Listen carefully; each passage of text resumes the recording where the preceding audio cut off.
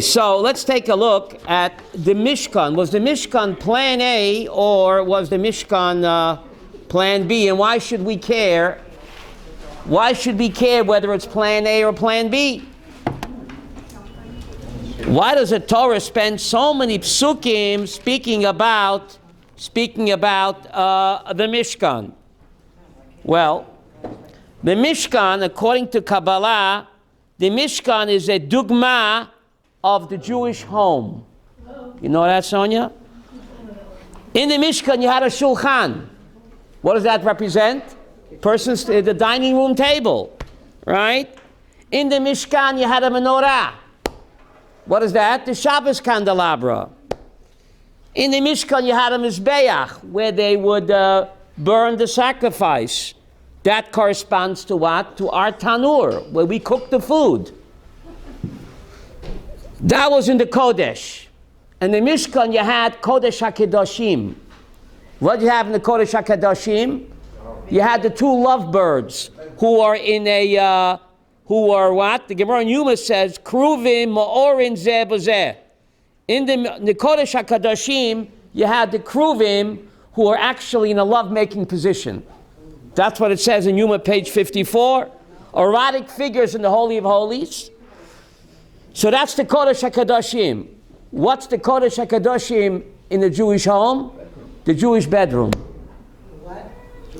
The bedroom. Avram, you hear what I said? Good thing you're sitting down. Right? The Kodesh HaKadoshim, you have the lovebirds who are embraced in a erotic position. Gemara in Yuma 54 said they were in a love-making position. And corresponding to that, our Kodesh HaKadoshim is the Jewish bedroom. Sonia, isn't that wild? Yes. I'm quoting Kabbalistic source, Rabbeinu Bachai. Okay? So what's it all about? So the Gemara in Yuma tells us that the Kruvim, one had the face of a boy and one had the face of a girl. And in a love-making position. That represents the love between God and Israel, and the love between husband and wife.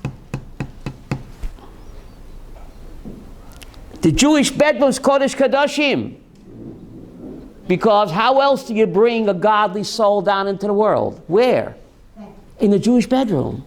When husband and wife are united in holy Kiddusha, the act of sex is called Kiddushin. It's called Kiddushin.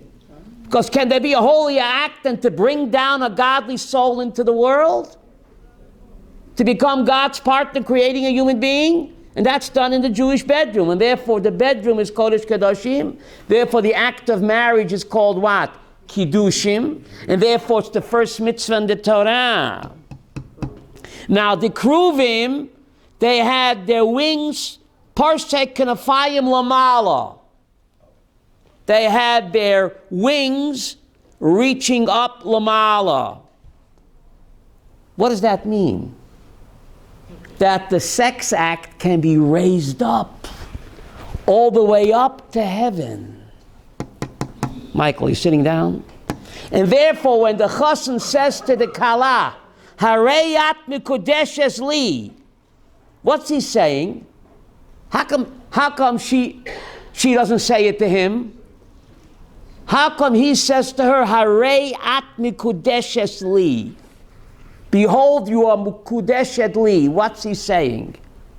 Bishvilach ani mikadesh hayetzahara shali. You are helping elevate and sanctify my yetzahara. Thank you. The Kruvim, parsei lamala. Hareyat mukadeshes li, because of you, sweetheart, I am being mikadesh my yetzahara. I am channeling the sex act into Kodesh Kadoshim, creating a human being together with God. Can there be a holier act than that? Creating a human being to be God's partner? So therefore the Jewish bedroom is the Kodesh HaKadoshim. If it's done properly. And therefore, sexual crime is such a terrible sin. Because where there's potential for great Kiddusha, there's potential for great tumah. There's a pasuk in Koheles. Zeh l'umat zeh asur lehim. What does that mean? This versus that. Right? Where there's that's why there's so many churches on Mount Zion.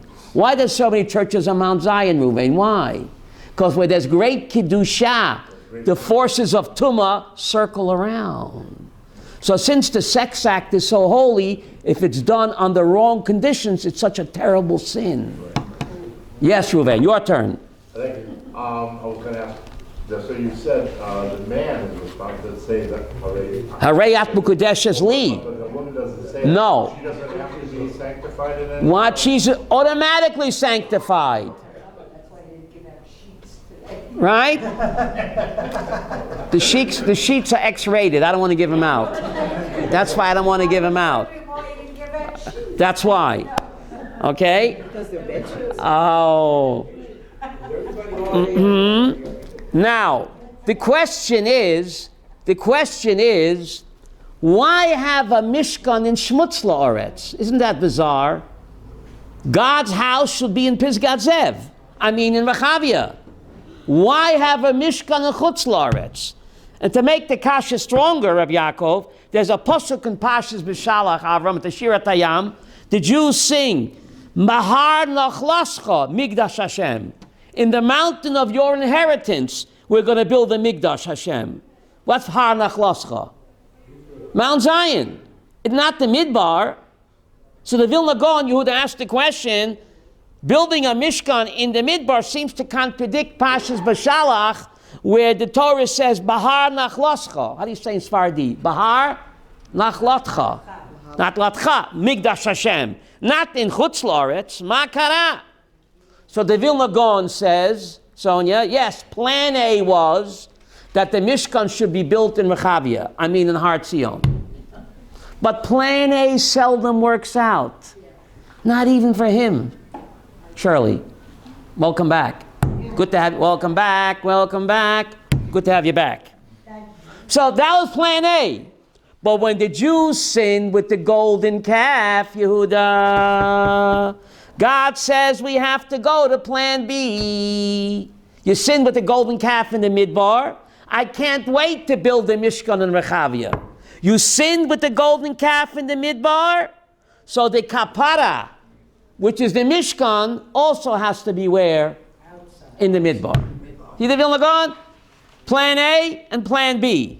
So therefore, Plan A was build the Mishkan in Rechavia, Yehuda. Bet Hanasi, right? But when we sinned with the golden calf in the Midbar, says the Vilna Gaon, in order to demonstrate that God forgives us for the golden calf, God says, I can't wait. Build me a golden Mishkan before you get to Rechavia.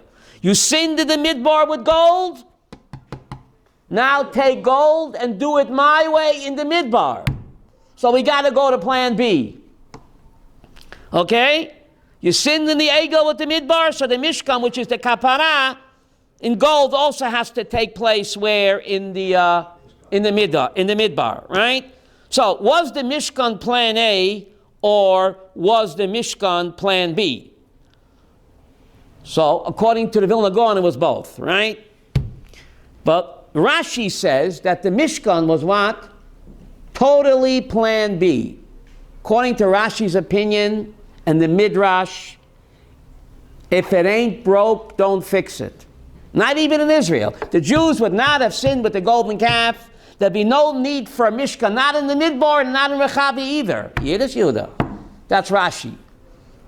In the Midrash, you sin with gold, now take gold and do it my way. According to the Ramban, forget about it. Nothing to do with the golden calf. Even if there'll be no golden calf, we'd always have what? A golden Mishkan. So how could Rashi and the Ramban both be right? We know the Gemara in Eruvin tells us when superstars disagree, Yehuda, a heavenly voice says, Eilu v'eilu divrei Elohim chayim. These and those are both right. So is Rashi right that the Mishkan is what? Plan B. Plan B. Or is Ramban right that the Mishkan is what? Plan A? They're both right. For how they're both right, you're going to have to stay awake. Okay? A shear is always very beneficial. Why? You hear Divrei Torah, Chidushim, you have a little drimmel, you get a little shut-eye. So either way you win, right? You hear a Divrei Torah, you take a little cat nap, right, Evelyn? Either way you're ahead, okay? Now, the question is, before we get to this answer, if I forget, please remind me, how could the Mishkan both be plan A and plan B? How is Rashi and Nachmanides both right? If I forget, please remind me, okay? We'll get back to it. Why spend so many psukim on the Mishkan? The Torah is God's GPS. It's not ancient history. Why is it so important to study about the Mishkan? We haven't had a Mishkan in thousands of years. So according to Kabbalah and the Abarbanel, and I'll show you, the Mishkan is a parallel of creation. Parallel of creation. So much so, it says in next week's parasha, Exodus 39, Vatechal kol avodat Mishkan. Vatechal. The entire work of the Mishkan was completed, which parallels Vaychulu Shemaim V'Aretz. When God created the universe, it says Vayichulu, ended, and when the Yidden completed the Mishkan, it says the word Vatechal. Vatechal, Vayichulu is the same root. You know that? The work of the Mishkan was finished, parallels the heavens and the earth were finished. And it says when they finished the Mishkan, Moshe blessed them. That parallels Genesis 1. Moshe blessed them in Exodus 39. Corresponds to Genesis 1. And Hashem blessed the seventh day. Human creation of the Mishkan parallels and complements divine creation. V'halachta b'drachav. There's a mitzvah to walk in God's ways. God created the universe, so God says you create a mini universe. So when we build the Mishkan or study about it, Ruvain, what are we doing?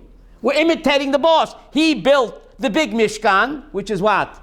The universe. So we build a model, and I'll show you exactly how the Mishkan is a model. So when you study the Mishkan, you're imitating God. You're walking in the mitzvah alachta bedrachav. The Torah provides very few details about God's creation. The creation of the universe is described chick-chack. Chick-chack. But the Mishkan is Truma, Tetzave, Vayakel, Pikude. 4 full parshas over and over again that repeat what? The Mishkan. What happened? Creation gets short shrift. And the Mishkan, Truma, Tetzave, Vayakel, Pekude, over and over again, the Torah repeats the details of the Mishkan. Why?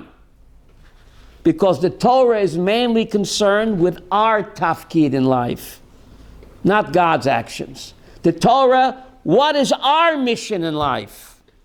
Not what God's mission in life is. So God's mission gets short shrift. God created the universe, chick-chack. But our mission, to imitate Him, gets 4 parshas, Chavi. You can count them, not 1, 4. Because our tafkid in life is to imitate God. Is to imitate HaKadosh Baruch Hu. So the question is the Mishkan plan A or is the Mishkan plan B? And we're going to show how the Mishkan is what? Both. But before we get to that, how does the Mishkan imitate or duplicate or represent the creation? The Mishnah Avos tells us in chapter 4, Gimel Ketorim. God created 3 crowns. Kete Torah, Kete Kuhuna, the Kete Malchut. God created 3 crowns. The crown of Torah, the crown of Kuhuna, and the crown of Malchut. And the Maral says that those crowns that God created in the universe, we duplicated in the Mishkan. The Kete Torah is what? The Holy Ark that contained the Torah. Had a crown around it, right? Kete Kuhuna is the Mizbach Hazov, the golden incense altar. Who can approach it? Only a Kohen. Also had what? A crown around it. Kete Malchut, the crown of kingship. is represented by the Shulchan in the Mishkan. The golden Shulchan, which also had what? A crown, representing King Arthur's table. King Arthur's table, the king's table. Was it round? Right? It wasn't round, no. Right? Not really Arthur either. So the Keter Malchus says the Maral is represented by the Shulchan in the Mishkan, the king's table. Also had a crown. Then the Mishnah says, V'keter Shem Tov Ol Al Gabeyan. First the Mishnah says, Sonia, there are only 3 crowns. And then it says, oh, by the way, the crown of a good name is more important than what? All of them. Mishnah and Avos 4. Reuven contradict. First it says there are only 3 crowns. And then the Mishnah says, oh, by the way, the crown of a good name is more important than all of them. Says the Maral, what's it all about? What's the crown of a good name? Where is that in the Mishkan? The menorah. The menorah didn't have a crown. Of all the vessels in the Mishkan, what's the holiest, Ruvain? It's the Holy Ark. But it was made of wood. The Holy Ark is the holiest, right? It contained God's own handwriting, right? So you would think that would be solid gold, right? No. The holiest vessel in Mishkan was the Holy Ark, which contained God's own handwriting, yet the base was wood overlaid with gold. The only object in the Mishkan which was solid, pure gold was what? The menorah. Maral is puzzled. The menorah is holier than the Holy Ark. The menorah doesn't contain God's own handwriting. So why is the menorah solid gold and the Holy Ark, which contains God's own tablets, wood-based overlaid with gold? What's it all about? Menorah holds fire. Says the Maral. The Keter Shem Tov, the menorah represents your good name. The menorah doesn't need a crown. Why, Sonia? Because the entire menorah is what? One solid gold. Is that more important than the Torah? The Torah, which is contained in the Holy Ark, that had a wood base overlaid with gold. So why is the menorah holier than the Ark? It's mind-boggling. Says the Maral, because the menorah is the Keter Shem Tov in the Mishnah. Torah is great, kahuna is great, kingship is great. But if you don't have a good name, if you don't have a good reputation, what good is your Torah scholarship? What good is your priesthood? A person can be a great Torah scholar and a big kahuna, but if he doesn't have a good name, he doesn't have a good reputation, what good is his Torah scholarship? Evelyn knows better than me about this. Person can be a great Torah scholar, but he's not a mensch. His Torah is a chil Hashem for him. So therefore the Holy Ark, which represents Torah, it's a wood base. Because there's something more important than Torah. Derech eretz kodma la Torah. Menschlichkeit, a Keter Shem Tov, says the Mishnah, a good name, a good reputation, good midot, derech eretz, is more important than all the other 3 crowns. And therefore the Mishnah says there are 3 crowns, but then, wait a minute, the Keter Shem Tov is more important than the other 3. Because without a good name, the other 3 don't matter. And that's the menorah. It's pure gold. That's your good name. That's your derech eretz, which comes what? Kodma la Torah. Yes? So Hashem Shofar Parish said one of the meanings of derech eretz is work. Right, true. But here we're talking about menschlichkeit, which includes work, of course. Not to be a schnorrer. That's right. Of course. Yofa Talmud Torah. The Mishnah says Yofa Talmud Torah im derech eretz. Right? Says that in chapter 2. Right, in chapter 2, in Mishnah Avot, of course. But I want to get back to the Mishkan. I want to show you step by step how the Mishkan, Lillian, is actually a mini universe. Fasten your seatbelts. So we're studying, by studying the Mishkan, we're keeping the universe going. Maddie, it's not ancient history. It says by the Mishkan on 10 items, v'asita. 10 times it says, God tells Moses to tell Bezalel v'asita. What does v'asita mean? Make this, make that, make this, make that. How many times is it written? 10. Keneget asora mamorot nivra olam. God said 10 times to create the universe. Parallel to that, it says the word v'asita by the Mishkan. How many times? 10. Kawinky dinky? So Rabbeinu Bechai, no. It's Keneget Asara Mamorot. God built the universe with 10 sayings. So God tells Moses to tell Bezalel v'asita 10 times. You're building a mini universe, which was created with Asara Mamorot. It gets better, Rabbi Yaakov. In Parshas Truma it says that Mishkan tase ese yeriot. The Mishkan should be made with 10 coverings. Why 10? Keneget the ese sfirot. The 10 coverings of the Mishkan represent the Asara Mamorot and also represent Avramat, the 10 commandments, beautiful, and also the ese sfirot. How do you translate in English?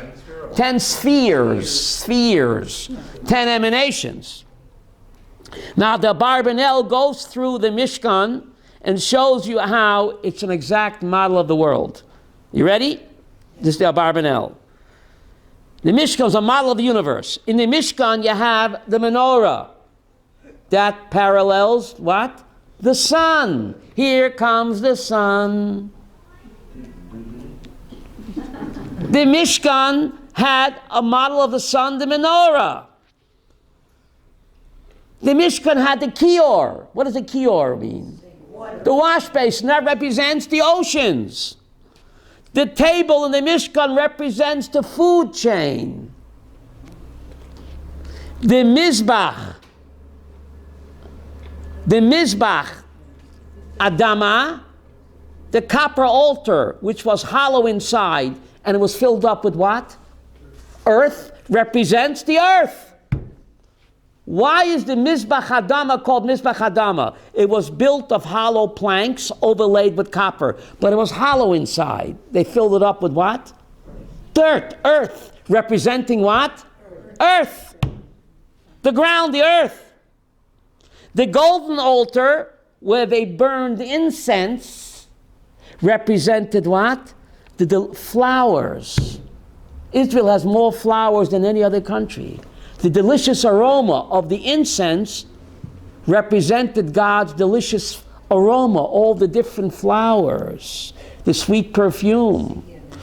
The coverings of the Mishkan represented what? The heavens.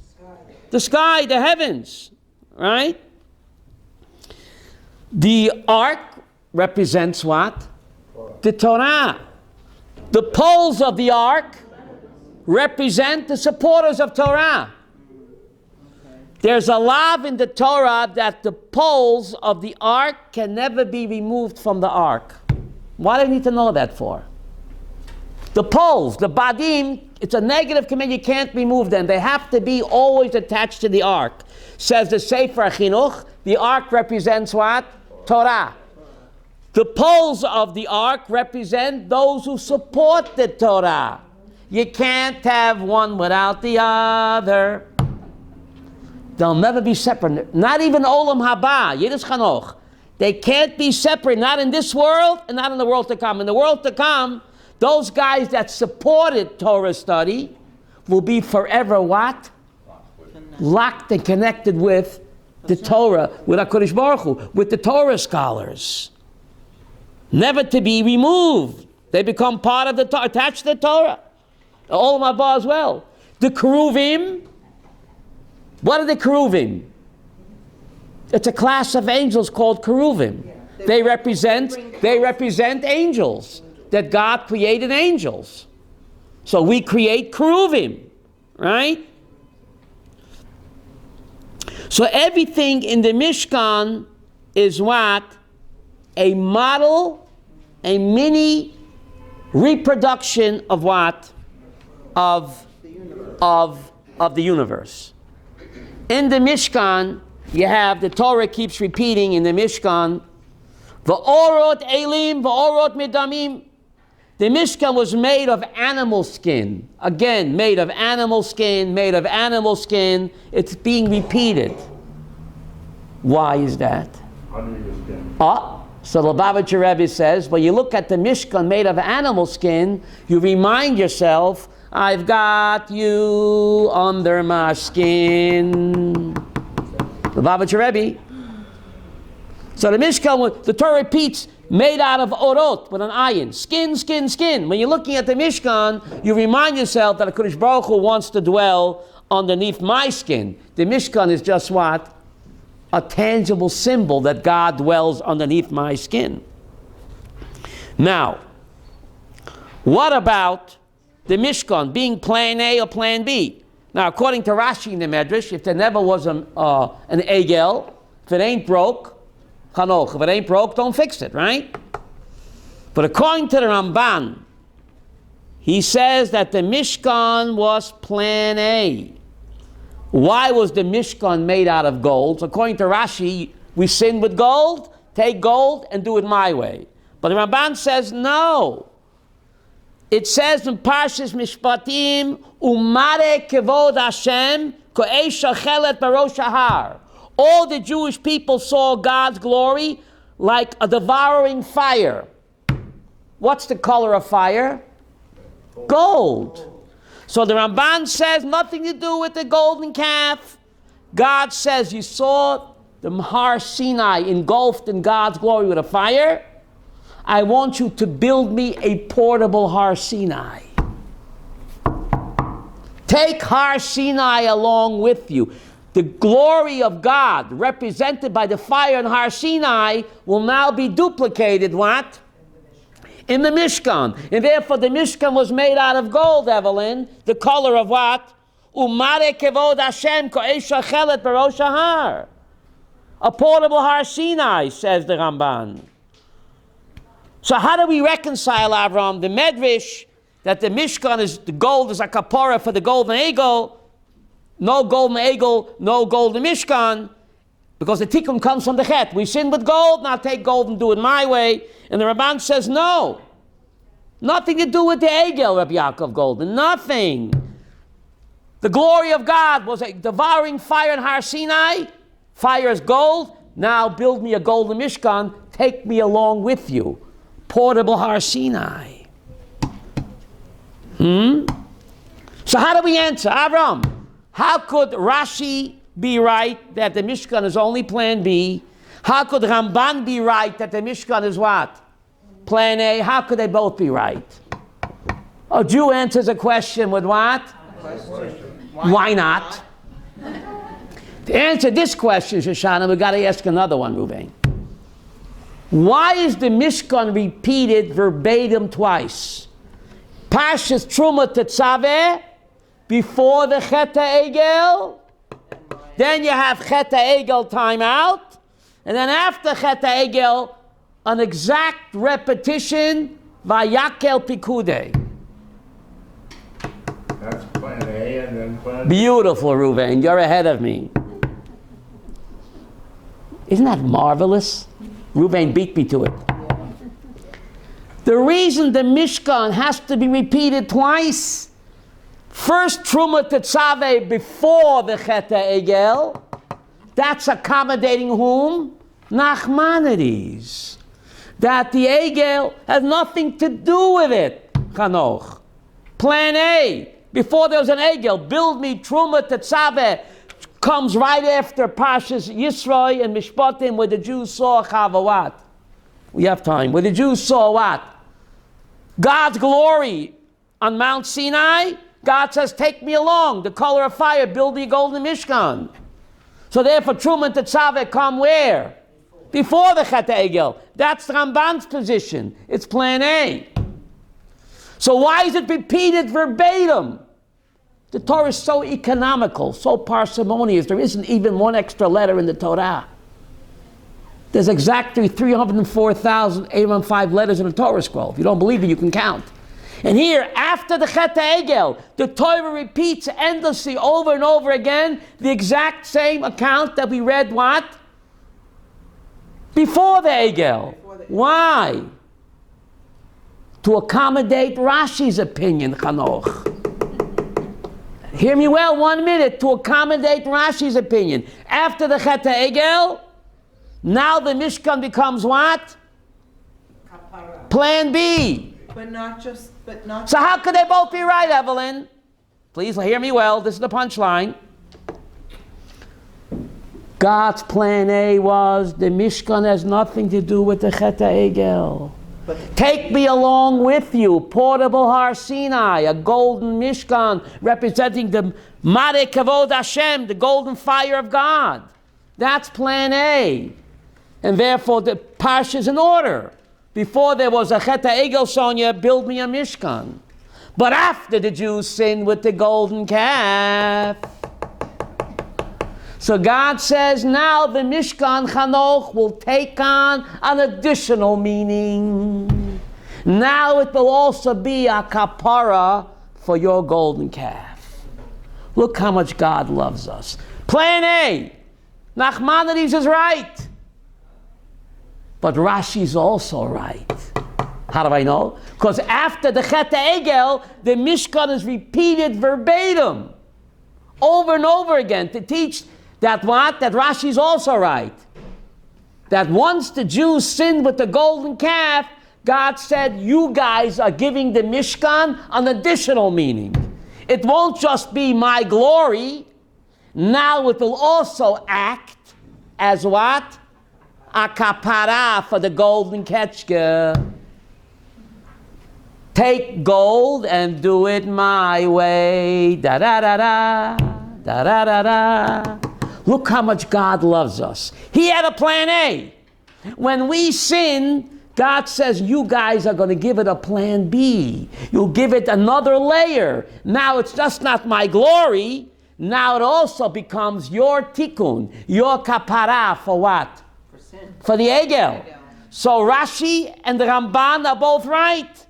And therefore the Torah gives me the account of the Mishkan before the Egel, nothing to do with the Egel, like Rahmani says, plan A. And after the Egel, the Torah has to repeat verbatim, because now it takes on, how do you say taka in English? Taka. How do you say taka? Now how do you say taka? Actually, thank you. Now it actually takes on another meaning.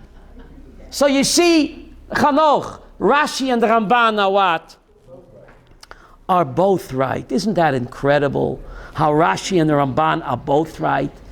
Elu, when the Gemara in Aaron, page 13, says, Chava, Beit Shammai said this, Beit Hillel said that. Heavenly voice said, Elu v'Elu, Divilhim Chayim. How could they both be right? You're also right.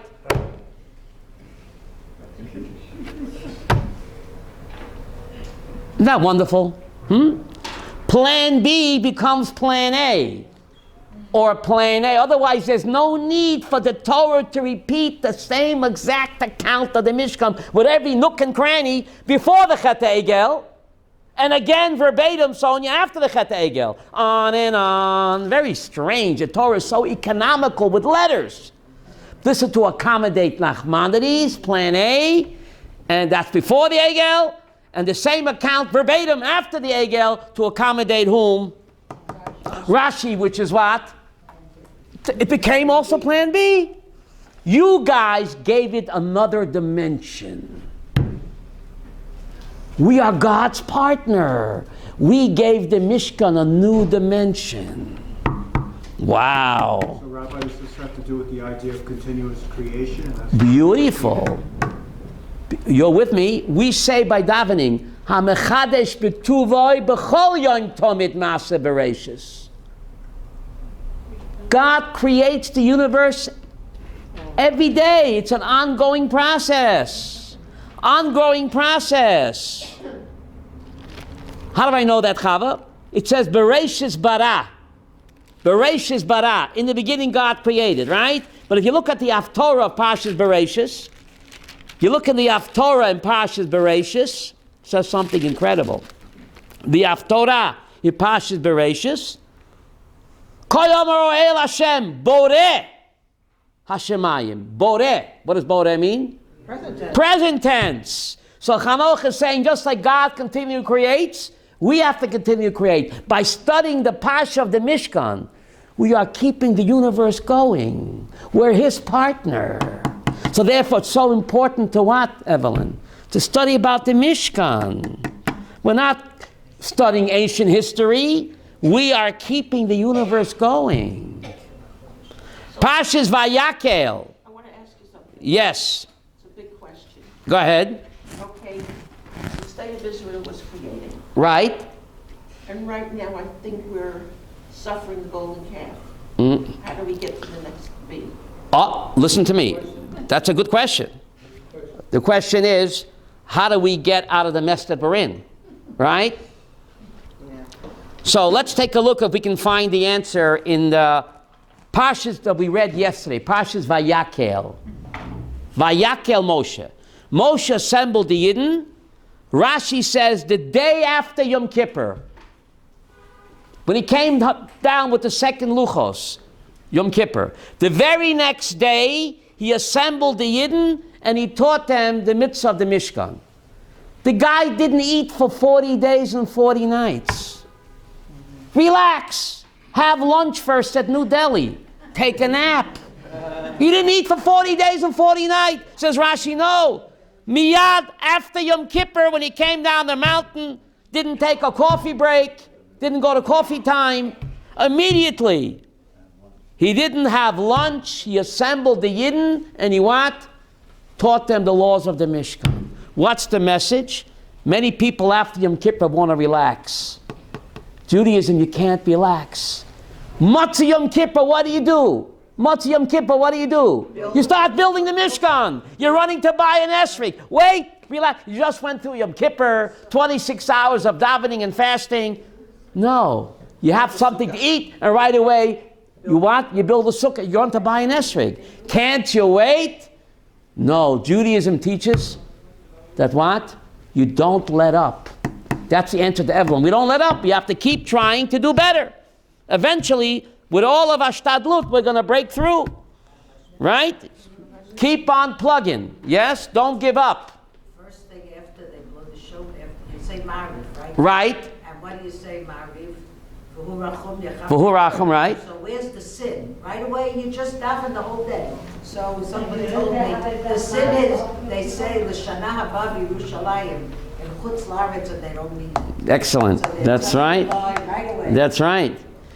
Rivka's asking a good question. We just finished Yom Kippur davening. 26 hours of fasting and tshuva. What do you say, Slach Lonu Avinu? In the Shmoyne Esrei, we're nice and clean. I asked my Rabbi this question, and Rav Pam's, I'll tell you, no one answered me. He says, yes, you finished. But now you're davening Shmoyne Esrei. Is your mind on Shmoyne Esrei, or is it on macaroni and cheese you're going to have in 5 minutes? Slach Lonu Avinu. You hear my Rebbe answered me? You're davening, but where is your mind? On the blintzes you're going to have. So Slach Lonu, like some bagels. Slach Lonu Avinu. What? Yeah. Yes, Ruvain. It's all, Yom Kippur only atones for mitzvah between man and... Very good. Ben Odom Lechavero. So Slach Lonu Avinu is not going to help for that. No. It helps because your mind is not on the Shemon Esrei. Your mind is on the vanilla ice cream you're going to have. I like to break my fast, vanilla ice cream. So I'm thinking about that, not the Shemon Esrei, Slach Lonu Avinu. Rabbi, there are two types of recreation. There's the golden calf being recreated continuously, and there's the Mishkan being created. That's right. That's your answer to Evelyn. That's right. That's right. That's right. It's a constant battle between the forces of good and evil. And it won't be over until the Mashiach comes. We have to, right? The constant struggle. But I want to know something. Why is the Mishkan always introduced first with Shabbat, Ruvain?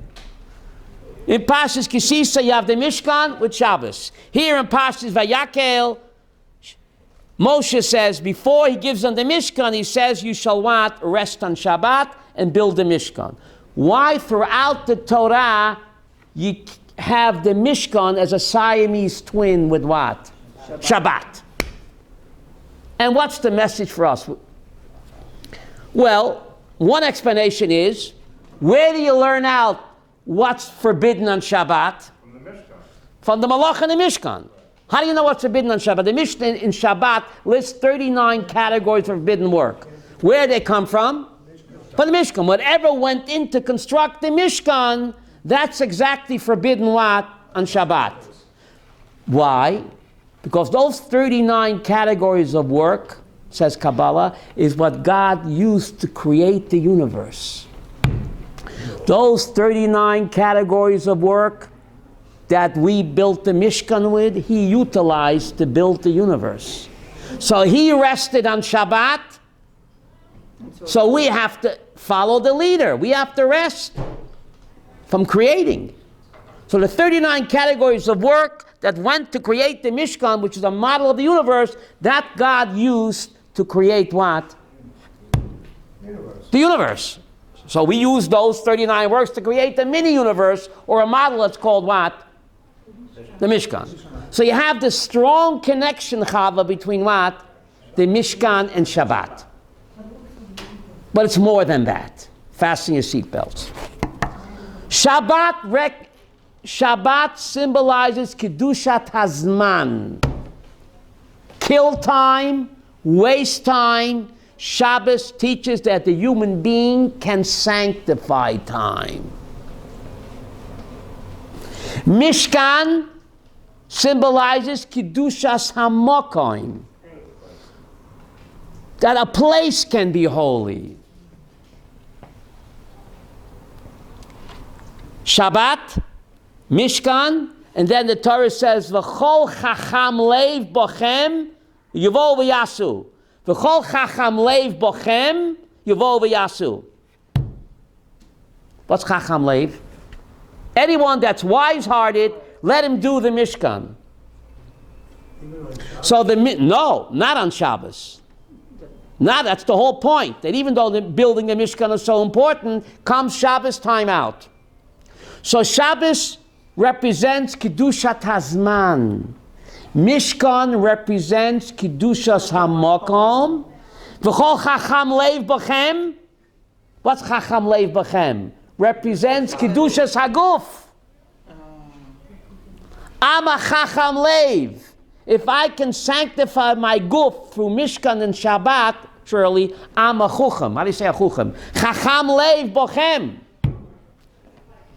That's Judaism. The Kesher bein Mishkan Shabbat, the Lametes Malachis, but more. Shabbat Kedushas Hazman, Mishkan Kedushas HaMokoim, V'chol Chacham Leiv B'chem. That's Kedushas Haguf. I'm a Chacham. If I can put together the Kedusha of the Zman and the Kedusha of what? Of the Mokoim, with my Chacham Leiv.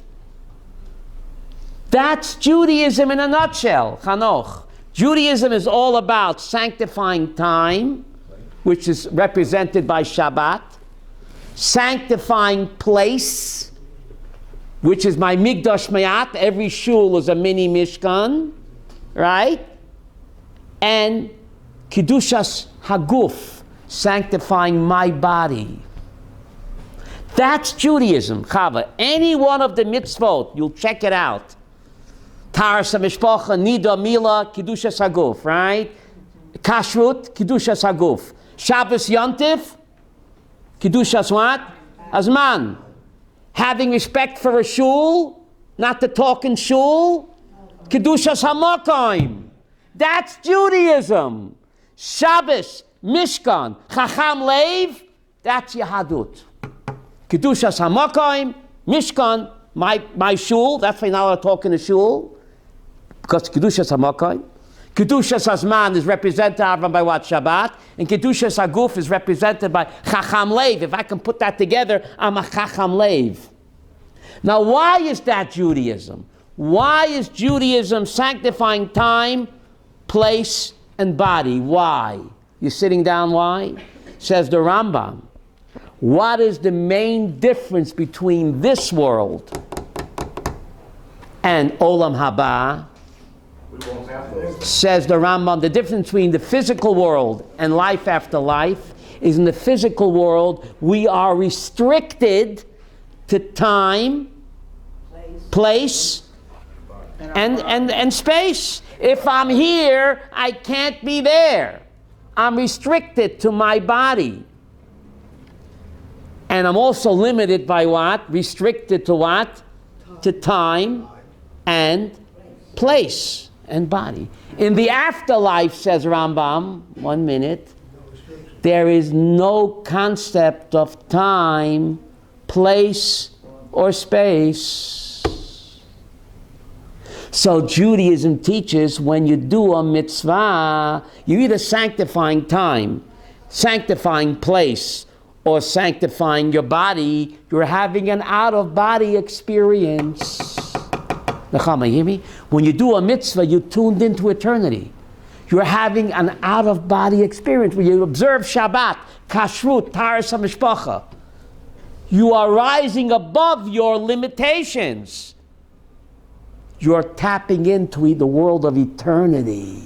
So Judaism is Kedushas Mokom, Zman, and Guf, says Rambam, because that's exactly the difference, Sonia, between what?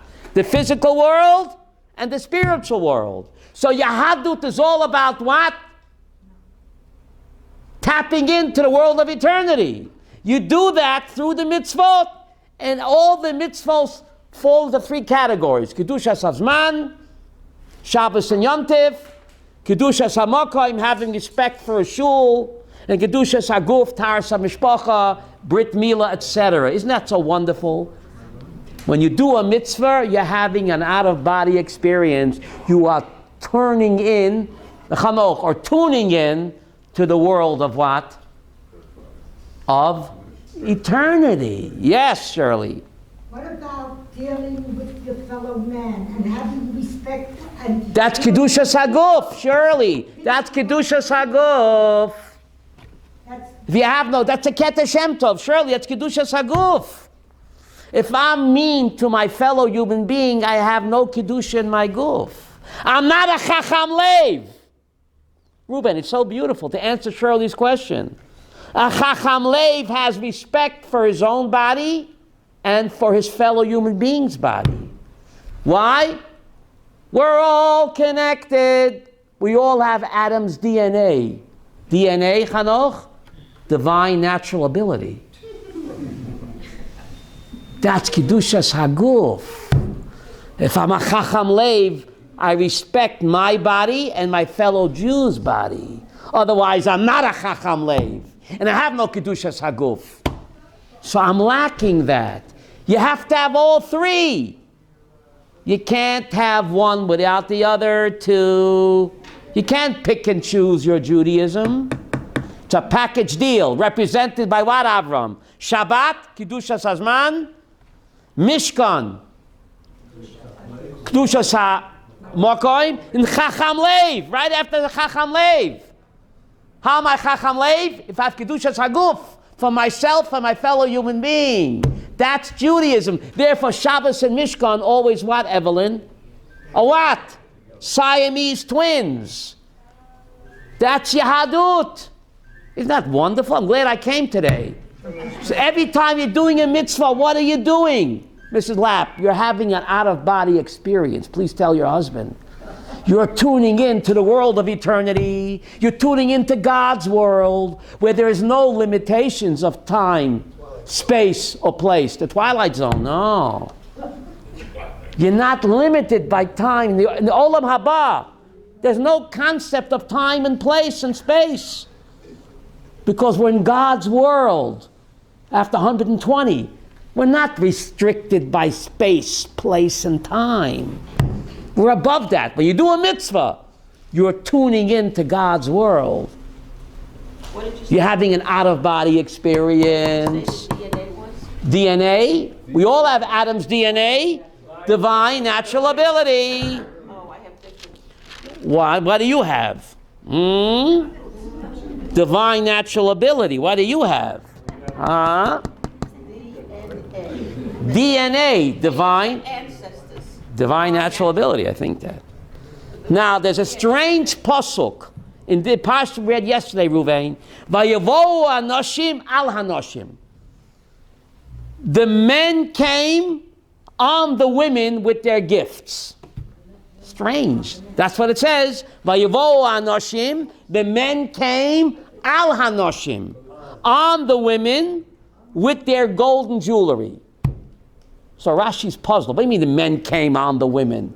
What does that mean? So Rashi says, it says al, but it means what? Im. Im.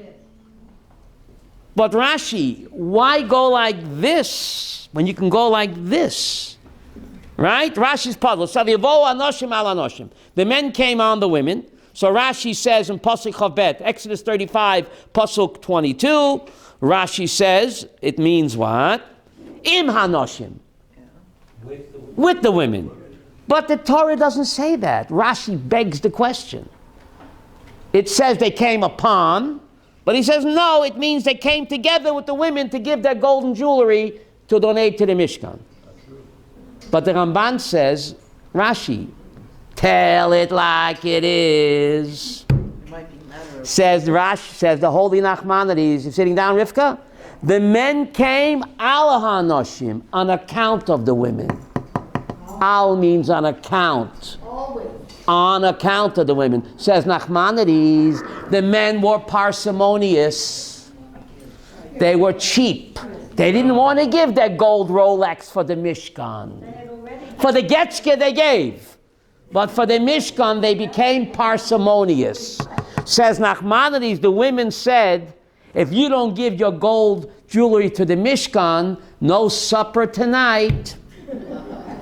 You're sleeping on the couch. No lovey-dovey. Nachmanides, the men came al hanoshim, only on account of the women. The women said, if you don't give your gold jewelry for the Mishkan, we're not cooking supper for you. You're not sleeping in the bedroom. You'll have to do your own laundry. When they heard that, they came with their golden Rolex. They didn't have any. Here, Nachmanides, don't change the text. It says they came. Al means on account of. Only because of the women. Exodus 35, verse 22. 35:22. That's nachon. They came on account of the women. Rabbi, Yes. the men didn't have any jewelry anymore. Why? They gave it all to the Getchke. They gave it all to.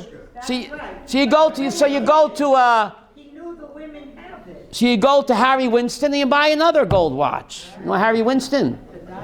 Padani. Target. What? Target. Right? Mm-hmm. Mm-hmm. Now.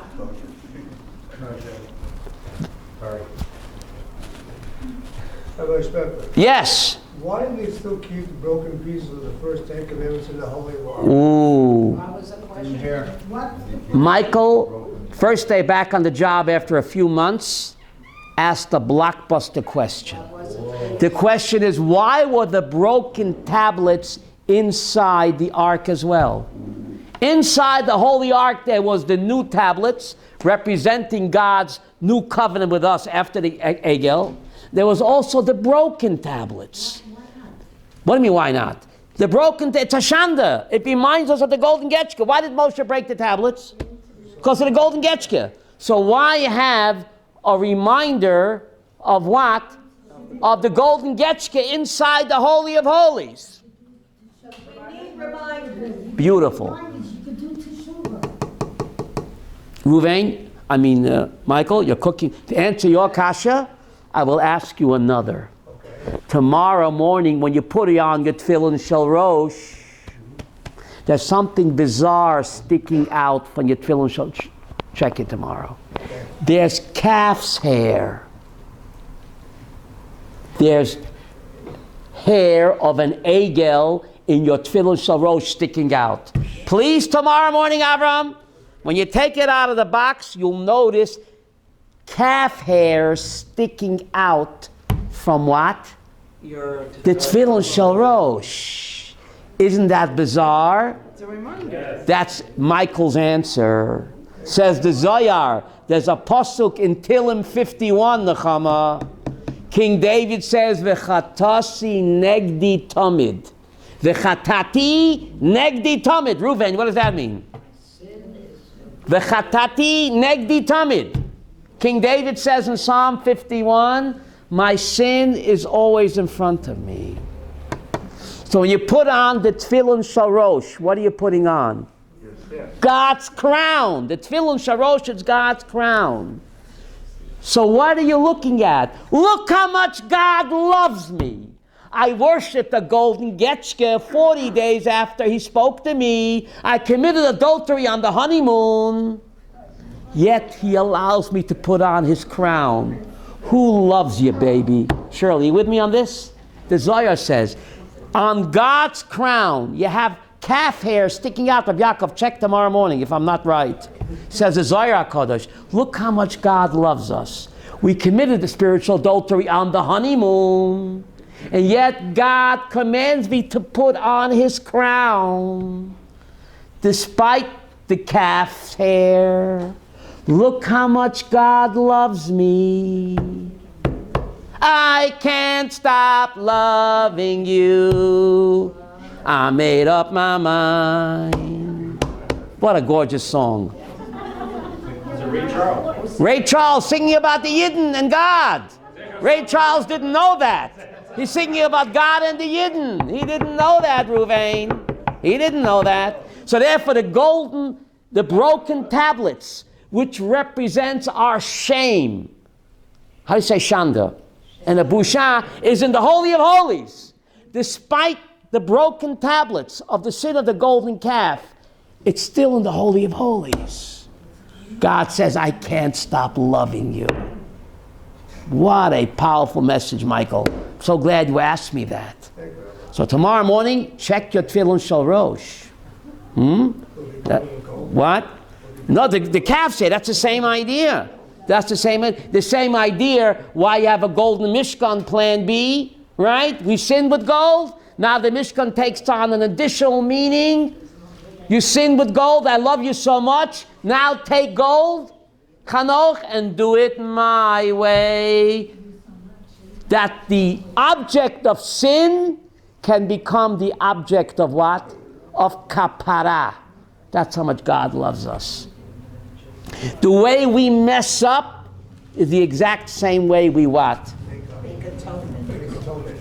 Remember that song? I'm telling you, these songs, I thought I was wasting my time. I used to listen to the song. The best part of breaking up is making up. The Zohar says that. I'm telling you, Chava, these rock songs were written by Carole King, a Yiddish girl. She must have known these Jewish concepts. Carole King, a Jewish Madel, and Neil Tzadok.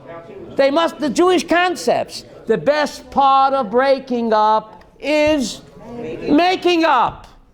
The Zohar says that. You've got a friend. What? You've got a friend. Thursday at 2 o'clock, you have a great cheer. Current events in the Haftorah, Michael. I want to see you here. Thursday at 2. Here, right here. Current events in the Haftorah. Not to be missed. Thursday at 2 o'clock. Current events in the Haftorah. Thank you very much.